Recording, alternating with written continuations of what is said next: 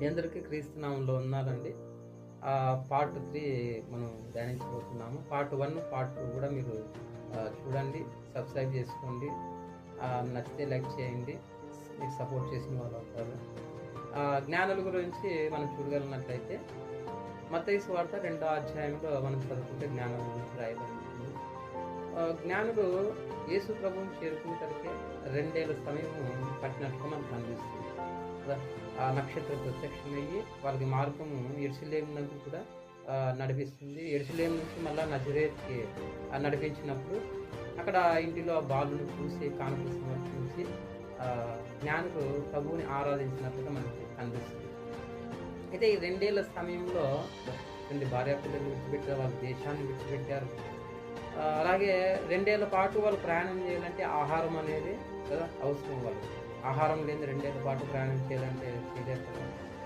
ఒక రోజుకి జ్ఞానులు ఒకరి మించి అంటే జ్ఞానులు అంటే 3 కానుకలు తెచ్చారు కాబట్టి ముగ్గురు అనుకున్నాం. ఒకవేళ ఆ ముగ్గురికి ఒక రోజుకి 1 కేజీ తిన్న బియ్యం 1 కేజీ భుజించిన 2 ఏళ్ళకి 730 కేజీలు వాళ్ళకి ఆహారం అనేది అయింది. అంతగా ఆహారాన్ని సమకూర్చుకొని వాళ్ళ యొక్క ధనాన్ని తీసుకొని వాళ్ళు రథాల మీద వచ్చారో, ఒంటెల మీద వచ్చారో, గుర్రాల మీద వచ్చారో మనకు తెలియదు. కానీ ఎలాగైతే ఆ అరణ్యంలో ఆ మార్గము గుండా వాళ్ళు దారులు లేని పరిస్థితి అప్పుడు కదా. ఇప్పుడు మాదిరిగా అప్పుడు దారులు అనేది చక్కగా ఉండేవి కాదు. అప్పట్లో అలాంటి దారుల్లో కూడా 2 ఏళ్ల పాటు మార్గం గుండా వాళ్ళు వచ్చారు కదా. మధ్యలో దొంగలు ఉండొచ్చు, ఎన్నో ఇబ్బందులు అనుభవించవచ్చు, ఎన్నో కష్టాలు, ఎన్నో శ్రమలు అనుభవించవచ్చు. అయితే మాకు ఎంత కష్టం అనిపించినా, మేము ఏమి పోగొట్టుకున్నా, మేము లోకరక్షకుని చూడాలి, ఆ రక్షకుని మేము ఆరాధించాలి అని ఎంత ఆసక్తి కలిగి అక్కడి నుంచి కూడా 2 ఏళ్ల పాటు ప్రయాణం చేసి ప్రభువు ఎందుకు వచ్చి ప్రభువుని ఆరాధించినట్టు మనకి అనిపిస్తుంది కదా.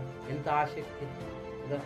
లోకరక్షకుడు ఆయన ఈ భూమి మీదకి రాకపోతే మానవాళికి అనేది రక్షణ అనేది లేదు కదా. ఆయన పాపాలు క్షమించుటకు అధికారం ఆయనకి ఉంది. ఆయన ద్వారానే లోకానికి రక్షణ. అందుకే లోకరక్షకుడని ఆయనకి పేరు అనేది కలిగింది కదా. జ్ఞానులకున్న ఎంత ఆసక్తి ఈరోజు మనకున్నదా, ఎంత త్యాగం వాళ్ళకున్న త్యాగం మనకున్నదా. ఆత్మతో సత్యంతో మనం ఎప్పుడైతే వెంబడిస్తామో దేవుడు దీవించును గాక. ఆమేన్.